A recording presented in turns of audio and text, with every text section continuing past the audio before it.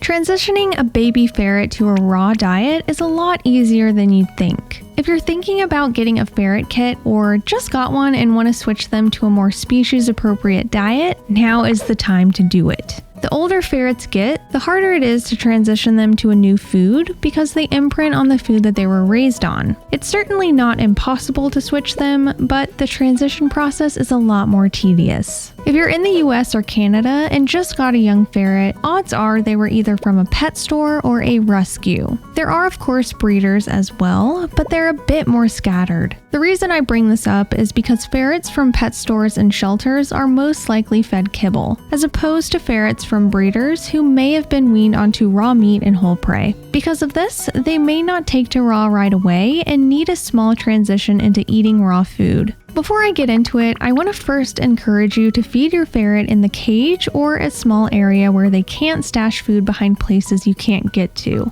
Stashing is an instinctive behavior that is believed to be connected to the urge to stock up on food for winter. So to avoid raw pieces of meat all over your house, it's best to feed them in the cage or room that they're staying in. Secondly, I want to encourage you to feed them from a platter or a plate rather than a bowl. Ferrets tend to not like bowls and either pull the food out or dig in it. Additionally, they will likely try and tip the bowl over and make a mess. Now, initially when starting the switch, I would personally present them with raw meat or whole prey items and see if they're interested, because there's a chance that they might be curious enough to try it right away if they're young. However, this isn't always successful. If you have an exceptionally picky kit, the best thing you can do is start with a raw soup. This is essentially ground raw meat that's watered down with water or bone broth. I personally would do this with either a PMR raw grind like Viva Raw or a balanced raw grind like Darwin's or Stella and Chewy's for cats, since these will already be balanced meals or close to it. Of course, keep the kibble available until they're almost exclusively eating raw.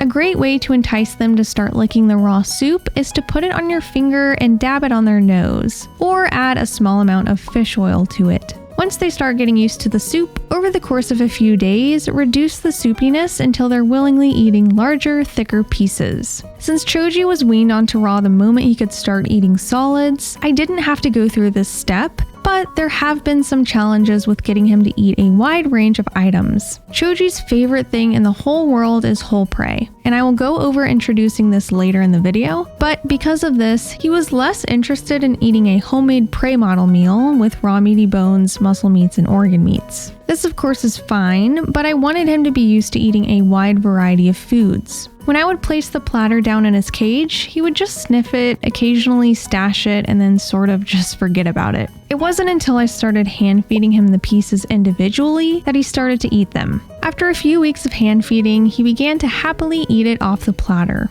Now, let's talk about whole prey. Prey animals like mice, rats, hamsters, quail, chicks, and other small birds and rodents are the ideal food source for ferrets as they're essentially balanced, with the exception of adolescent prey animals because they aren't fully developed yet. Odds are, kids who've never had whole prey might not realize it's food, and may even end up just playing with it. So the best way to get them to understand that it's food is to cut it up into small pieces to expose the flesh and innards. When doing this, you might as well take the intestines out as they often don't eat these anyway. Just like you did with the raw soup or chunks, try holding it up to them and see if they'll start to lick it or chew it. Adding a drop or two of fish oil may also entice them. Additionally, you can also place these whole prey chunks in their grinds and see if they'll eat it with it mixed in. Ferrets can be finicky with food, but kits are ravenous and usually willing to try new things. When feeding your kit a raw diet, you want to offer as much food as they want. Choji can eat up to 6 prey animals a day, along with around 3 to 4 ounces of prey model meals or balanced grinds. So be prepared to feed them a lot of food. Whole prey can be found at local reptile stores, as well as online retailers like Rodent Pro, Hair Today, and Primitive Choice. If you'd like to try Darwin's or Viva Raw, we will have our discount codes in the description.